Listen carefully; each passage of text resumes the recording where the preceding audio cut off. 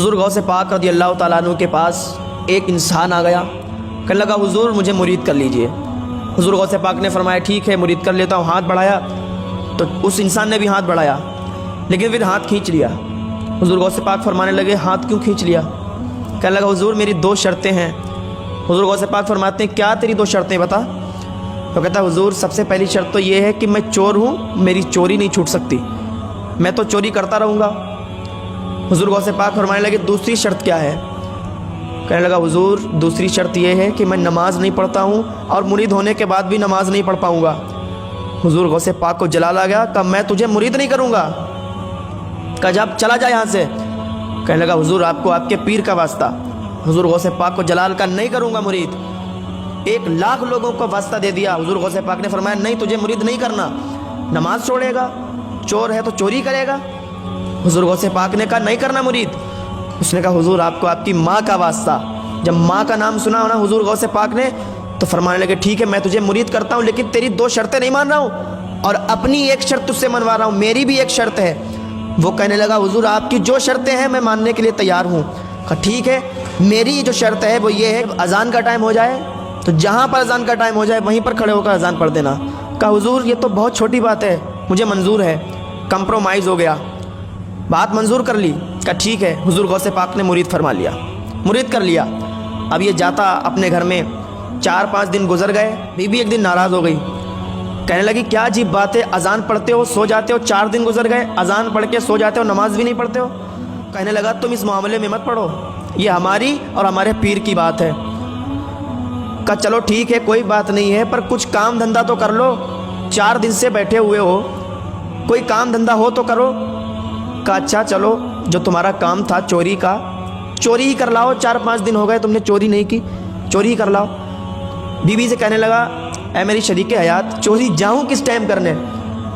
جس ٹائم میں نکلوں اور میں سوچتا ہوں کہ اسی ٹائم اذان کا ٹائم ہو جائے، اذان کا وقت ہو جائے تو پھر میں کیا کروں گا، وہیں پر کھڑے ہو کے اذان دینا ہوگی۔ تو بیوی نے کہا بچے بھی تو ہیں، بچوں کو بھی تو پالنا ہے، تو انتظام کرو کھانے پینے کا۔ تو اس نے کہا ٹھیک ہے میں چلتا ہوں۔ ایک دن عشاء کی اذان پڑھی اور اذان پڑھنے کے بعد فوراً نکل گیا، شہر کی اور نکل گیا۔ شہر میں پہنچا، ایک بہت بڑے عالی شان محل کو دیکھا اور اس میں اندر چلا گیا۔ جانے کے بعد چھپتا چھپتا تلاش کرنے لگا کہ کہاں پر مال ملے گا، کہاں پر خزانہ رکھا ہوگا۔ تو ایک کمرے کے اندر پہنچ گیا۔ جب ایک کمرے کے اندر پہنچا تو اس نے چراغ جلایا، اندھیرا تھا، چراغ جلایا تو بہت سارے ہیرے جواہرات سونا چاندی سب اس میں رکھا ہوا تھا۔ اس نے دیکھا، اس کی نیت بگڑ گئی۔ اب اس نے سوچا یہ سارا کا سارا میں ایک بورے میں بھر لوں، ایک کٹے میں بھر لوں۔ اب ایک کٹے میں بھرنے لگا، ایک بورے میں بھرنے لگا اور سارا مال اس نے ایک بورے میں بھر لیا اور بھرتے بھرتے بھرتے بھرتے بھول گیا کہ اذان کا ٹائم نہ ہو جائے۔ لیکن وہی ہوا جب اس نے بھرا وہ مال اور جب کندھے پر ڈال کے باہر نکلا تو فجر کی اذان کا ٹائم ہو گیا۔ کانوں میں آواز گونجنے لگی، اللہ اکبر کی صدائیں آنے لگی۔ جب اذان کا ٹائم ہوا اس نے مال وہیں پر رکھا، بورا وہیں پر بیچ گھر میں رکھ دیا، کیونکہ حضور غوث پاک سے وعدہ لیا تھا، وہیں پر رکھ کے اور فوراً اللہ اکبر کی صدائیں بلند کر دیں، اذان پڑھنے لگا۔ جب اذان کی آواز لوگوں تک پہنچی تو گھر کے سارے لوگ جگ گئے اور وضو بنانے کے لیے کوئی کلی کر رہا ہے، کوئی وضو کر رہا ہے، سارے کے سارے لوگ جگ گئے۔ جب اذان پڑھ کر فارغ ہوا پیچھے مڑ کے دیکھا تو سارے لوگ گھر کے جاگ رہے ہیں۔ اب یہ ڈر گیا اور ڈر کی وجہ سے 2 رکعت نماز سنت کی اس نے نیت باندھ لی۔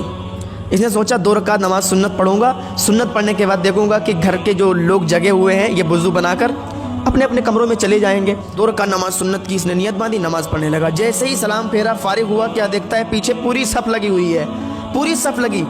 پیچھے مڑ کر دیکھا، ایک نے آواز ماری حضور اگر نماز پڑھ لی ہو تو تکبیر پڑھوں، تکبیر کی اجازت دیتے ہیں؟ تو اس نے کہا یار کیا کیسی باتیں کر رہے ہو، جاؤ جا کر نماز پڑھو، میرے پیچھے نماز پڑھو گے، میں اتنا غلط آدمی ہوں، گناہ گار آدمی ہوں۔ دوسرا بولا حضور یہ تو آپ کی عاجزی ہے، آپ حکم دیں، آپ حکم فرمائیں تو ہم تکبیر پڑھیں، فجر کا وقت نکلا جا رہا ہے۔ اب یہ بہت پریشان کہ کیا کروں۔ تو اس نے کہا بھائی بات سنو، میں تو ایک چور ہوں اور میرے پیچھے آپ نماز پڑھو گے، میں تو ایک چور ہوں۔ تو لوگوں نے کہا کہ یہ اللہ کے ولی ہیں، یہ اپنی ولایت چھپانے کے لیے چوری کا پردہ اپنی ولایت پر ڈال رہے ہیں، اور اللہ کے ولی تو ایسے ہی ہوتے ہیں۔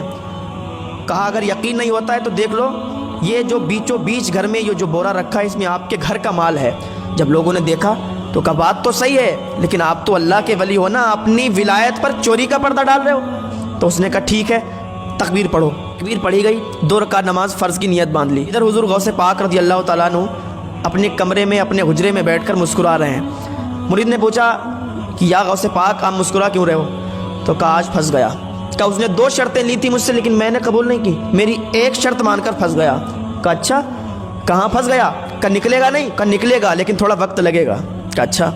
اب ادھر وہ نماز پڑھا رہا ہے، 2 رکعت نماز فرض اس نے پڑھائی، سلام پھیرا، دعا مانگی کہ لوگ اس کے قدموں میں گر گئے، کوئی اس کے ہاتھ چوم رہا، کوئی اس کے قدموں میں پڑا ہے، قدم چوم رہا ہے۔ تو اس نے وہیں سے حضور غوث پاک کو آواز لگائی، یا غوث مان گیا، آپ کی ایک شرط میں نے مانی تھی اور آج یہ مقام ملا، آج فجر کی نماز پڑھ کے مجھے یہ مقام ملا ہے کہ سارے لوگ میرے قدموں میں گر گئے ہیں۔ اگر 5 وقتہ نمازی بن گیا، 5 ٹائم کی نماز پڑھنے لگا تو اللہ کی قسم پورا شہر میرے قدموں میں نظر آئے گا۔ یہ حضور غوث